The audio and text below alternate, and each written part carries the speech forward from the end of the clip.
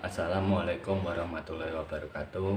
Nama saya Kirat Ibtu Budi Ihsandi, nomor absen 14 dari kelas 11 IPA 2, akan menceritakan sejarah perang Diponegoro.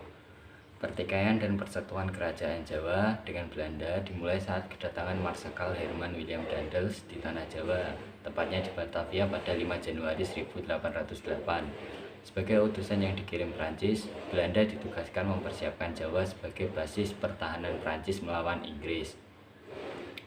Namun, cara Daendels memerintah dianggap tidak berbudaya dan melanggar tata krama yang menimbulkan kemarahan dari keraton.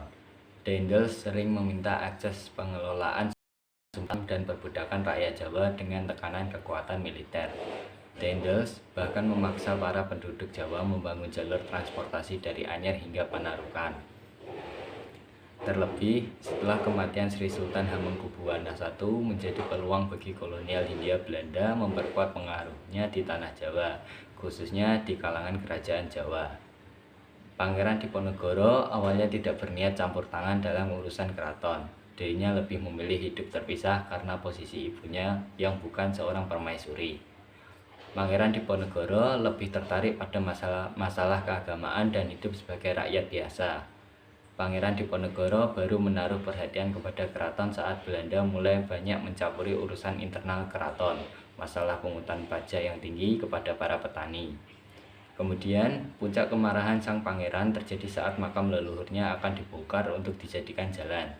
Rencana pembangunan jalur transportasi yang melewati makam leluhur dan kediaman neneknya membuat Pangeran Diponegoro murka dan memutuskan perang dengan Belanda. Pasak-pasak penanda yang telah dipasang para pekerja dicabutnya dan digantikan dengan tombak sebagai pernyataan perang. Perang terbesar di Pulau Jawa ini dimulai pada 20 Juli 1825. Guna menghadapi Belanda, Pangeran Diponegoro mengungsikan keluarganya dan bergerak secara gerilya. Terbukti, Belanda gagal menangkap Pangeran Diponegoro di Tegalrejo meski akhirnya kediamannya dibakar. Pangeran Diponegoro dan pasukannya bergerak ke arah selatan dan membangun basis militer di Goa Selarong yang terletak 5 km dari arah kota Bantul. Peristiwa sejarah perang Diponegoro itu berhasil meraih simpati rakyat. Selama masa peperangan, rakyat turut berjuang bersama melawan Belanda. Aksi heroik Pangeran Diponegoro juga mendapat simpati dari kalangan bangsawan lainnya dan pejuang lainnya seperti Kiai Mojo, Sentot Prawirodirjo, dan Kerta Pengalasan. Strategi gerilya yang diterapkan Pangeran Diponegoro berhasil mengecoh Belanda dan membuatnya licin, sulit tertangkap. Pada 1827, Belanda melancarkan penyerangan dengan sistem benteng yang membuat posisi pasukan Diponegoro terjepit. Satu persatu para pemimpin perang yakni Kiai Mojo, Pangeran Mangkubumi, dan Sentot Prawirodirjo ditangkap oleh Belanda. Belanda melalui Jenderal de Kock berhasil menekan Pangeran Diponegoro dan pasukannya di Magelang. Di sanalah Pangeran Diponegoro menyerah dan ditangkap.